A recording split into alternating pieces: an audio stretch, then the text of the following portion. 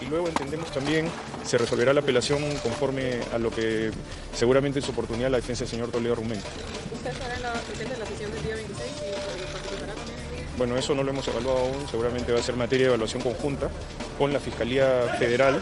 Nosotros tenemos que respetar escrupulosamente la estrategia diseñada por parte de la Fiscalía Federal y como tal, si es necesaria nuestra presencia ante su convocatoria, pues estaremos presentes conforme corresponde. Gracias. Estamos en este momento con el fiscal Rafael Vela.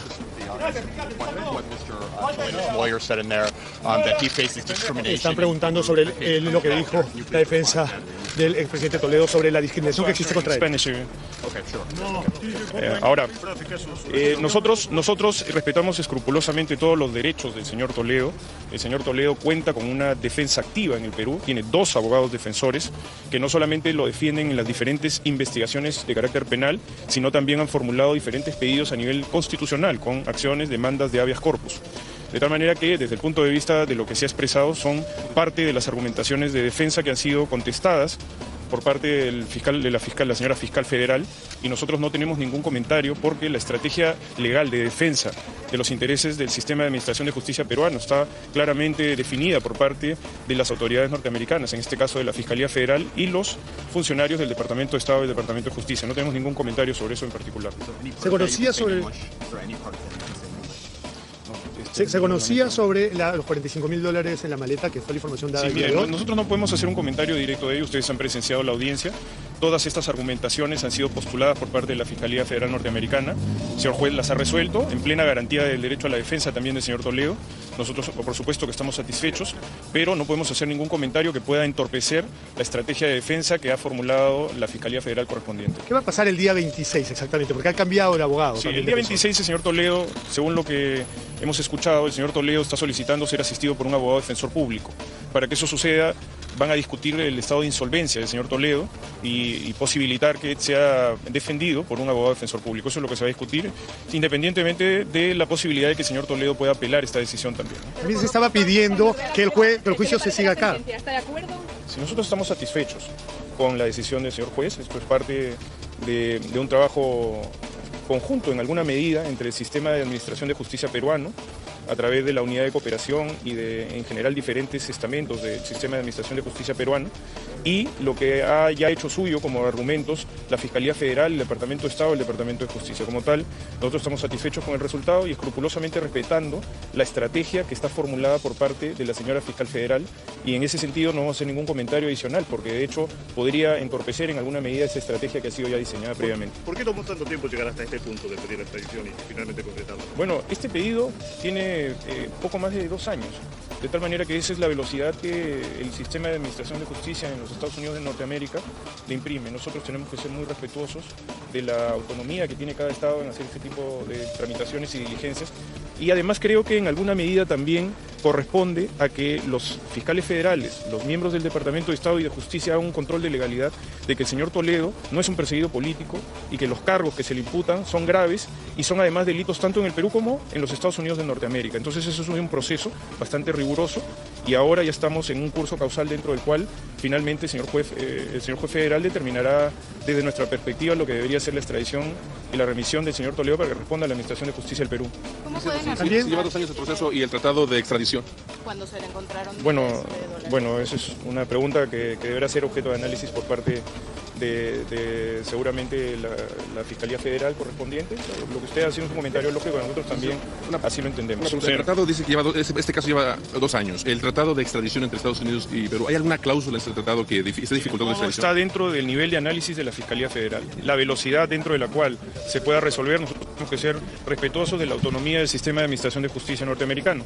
Y como tal, reitero, no vamos a hacer ningún comentario respecto a cualquier consideración de carácter técnico, porque eso lo define escrupulosamente la Fiscalía Federal correspondiente. La defensa estaba pidiendo que el juicio se siga acá, cosa que fue rechazada por el juez. Bueno, muchas gracias, disculpe. ¿Habría alguna posibilidad, algún cambio el día 26 a la decisión del juez? Ninguna. Su cargo, por favor. Bueno, estas han sido las declaraciones del fiscal Rafael. Bueno, esas fueron las declaraciones del fiscal, el coordinador del equipo especial Lavallato de Perú, Rafael Vela, ante este pronunciamiento. Claro, lo que él ha señalado es básicamente que Alejandro Toledo ahora ha solicitado que lo defienda un abogado público. y para ello se va a analizar su estado o no de insolvencia.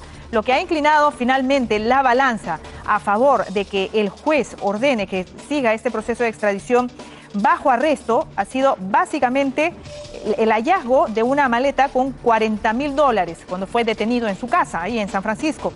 No ha podido especificar el trabajo, no tiene un certificado de trabajo en los Estados Unidos, que tiene muchos contactos políticos en el exterior. Su pasaporte, visa, vencieron en junio de este año.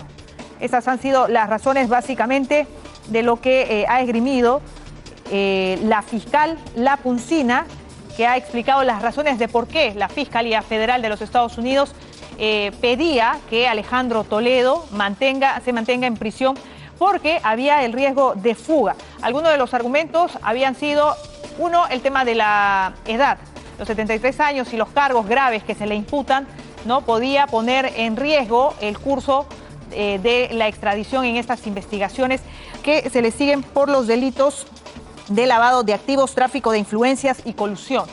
Otro de los argumentos también se menciona en este documento que es enviado por la Fiscalía Federal, el antecedente del expresidente Alan García, que terminó con un suicidio por estas graves investigaciones. También se menciona como antecedente el caso del exmandatario de Panamá, Martinelli, ¿no?, a quien también se lo llevó a prisión hasta que termine el proceso de extradición. Hace algunos días ha sido entregado luego de un año a Panamá. Es lo que está sucediendo en estos momentos. Recordar, ¿no?, que el tratado de extradición no prevé un plazo perentorio, no prevé un plazo determinado, pero sí hay, de acuerdo a la experiencia en casos anteriores, se estima que esta situación podría durar entre 1 y 2 años. Los delitos por los cuales se ha solicitado la extradición de Alejandro Toledo son tráfico de influencias. Es bueno recordarlo porque, según las investigaciones, la Fiscalía se lo acusa de haber solicitado a Jorge Barata, ex representante de Odebrecht, la suma de $35 millones para que ganaran la licitación de la Interoceánica Sur, así como influir en el comité de proinversión para la selección de esta empresa. El delito de colusión, al haber concertado presuntamente con Jorge Barata defraudar al Estado para favorecer a Odebrecht. Y aquí se mencionan unas leyes que se emitieron justamente para favorecer a esta empresa brasileña. El haber participado asimismo en una sesión del Consejo Directivo de Proinversión en el que se aprobó todo un plan que terminaría favoreciendo a Odebrecht. Y también por el delito de lavado de activos, al haber usado cuentas bancarias de las empresas offshore de Joseph Maiman. Y la declaración de Joseph Maiman, también quien se ha sometido a la colaboración eficaz hace algunos días. Recordemos el viaje de los fiscales del caso Lavallato a Israel, donde él ha dado toda una serie de detalles que especifican básicamente la ruta del dinero. Esto en el caso únicamente de Odebrecht, ¿no?, que es lo que contiene básicamente este cuadernillo de extradición. Tráfico de influencias, a raíz de todo este testimonio también que diera Jorge Barata. Ustedes recordarán esta frase última, ¿verdad?, que era parte del detalle que daba Barata a los fiscales peruanos en el caso de que Alejandro Toledo incluso le insistía para que le terminara de abonar esta suma que presuntamente habían pactado, ¿no?, con insultos. Jorge, págame, cara. Ya no voy a terminar la frase porque no es la hora apropiada. Pero lo cierto es que estos son los delitos que contiene el cuadernillo de extradición, que se va a tener que ver en los próximos días. El procedimiento que sigue a continuación es una audiencia donde Alejandro Toledo va a poder hacer uso de la palabra, para lo cual, les reitero, él ha solicitado la presencia como su defensa de un abogado público. Esto es en una corte de apelaciones, no todavía cabe la posibilidad de que pueda presentar un habeas corpus, que es el único recurso. Es el único recurso, porque el fallo que ha dado hoy día el juez es inapelable. El único recurso que él puede presentar es un habeas corpus, ¿no?, en el afán de decir que han ocurrido una serie de arbitrariedades por parte de los Estados Unidos en su contra en esta demanda de extradición. Si es que finalmente el juez se pronuncia por la extradición, ¿no?, el expediente pasa al Departamento de Estado y es el gobierno de los Estados Unidos el que decide la entrega de Toledo a las autoridades peruanas. En curso, por cierto, también está el evaluar si es que se envía o no un segundo cuadernillo de extradición que, a decir de Rafael Vela, ya estaban armándolo, y allí sí se incluía la extradición de Elian Karp, del ex jefe de seguridad también de Alejandro Toledo, Abid Anon. Y bueno, eso sería una historia diferente porque la situación de Elian Karp, al tener múltiples nacionalidades, complicaría un poco su retorno para que responda ante la justicia de nuestro país.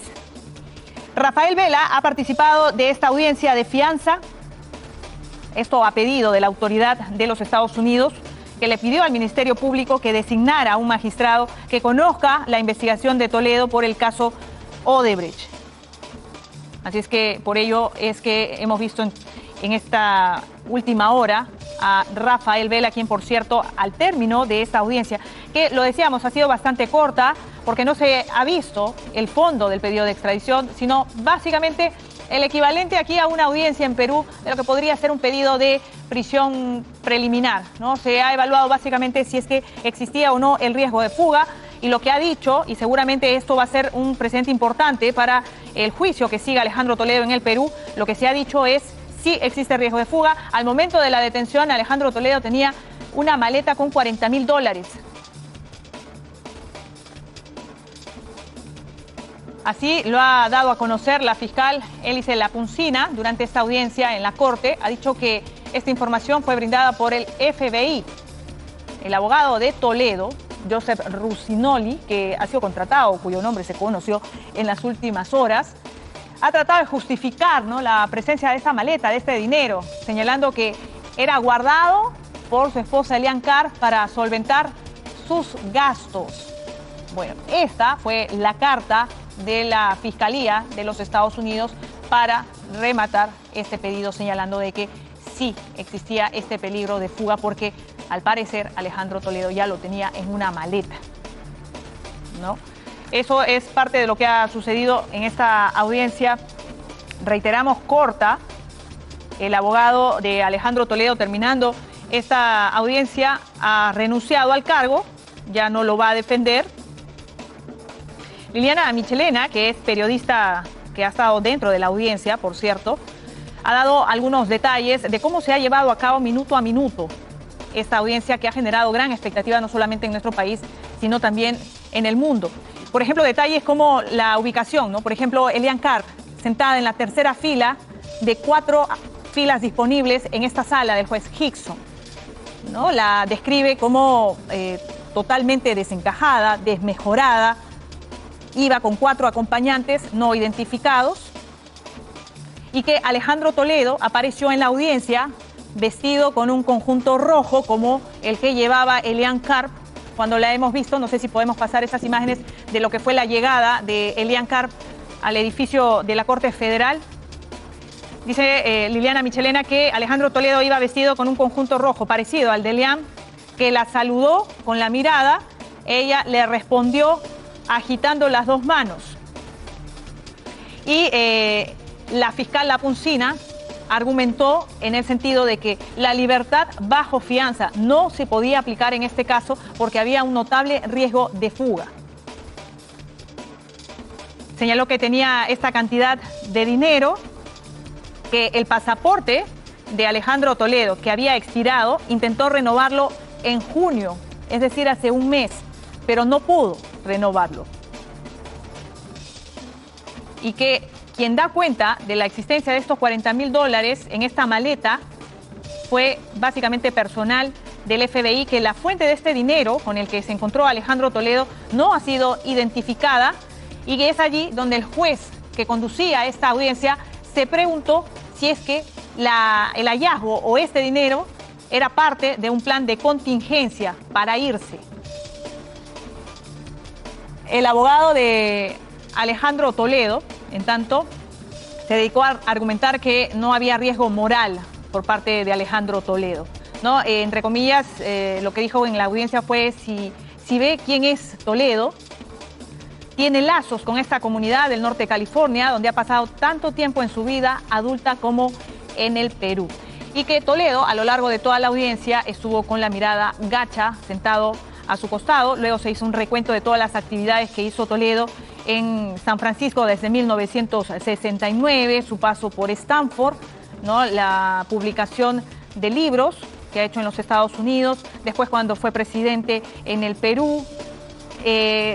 Basó su defensa en señalar que presidentes de Estados Unidos habían suscrito varios de sus libros, lo mencionó por ejemplo uno de ellos a Bill Clinton, que trató de apelar nuevamente al origen indígena de Toledo, ¿no? Y a cómo fue su lucha para terminar con una dictadura en el Perú y rematar señalando que era una persona extraordinaria. Ese fue básicamente el hilo de la defensa del abogado Russo Nielo, que ha sido básicamente descrita como una defensa con mucho reparo, mucho tartamudeo, ¿no? Al momento de su exposición. Esto, reitero, es parte del relato de una de las testigos en esta audiencia, la periodista Liliana Michelena, y seguramente vamos a tener mayores detalles en los próximos minutos para saber también en dónde, en qué lugar va a estar o va a permanecer detenido Alejandro Toledo mientras dura todo este proceso de extradición.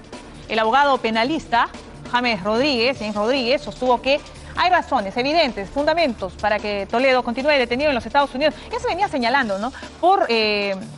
Si vamos a las cifras, a los números, el 90% de estos casos de pedidos de extradición siempre han sido, así como se ha decretado el día de hoy, ¿no? Iban sin el beneficio de la fianza a pasar detenidos mientras durase todo el proceso. Así que ya lo había adelantado, por ejemplo, el ministro de Justicia, que se mostraba bastante confiado del fallo que el día de hoy se ha dado.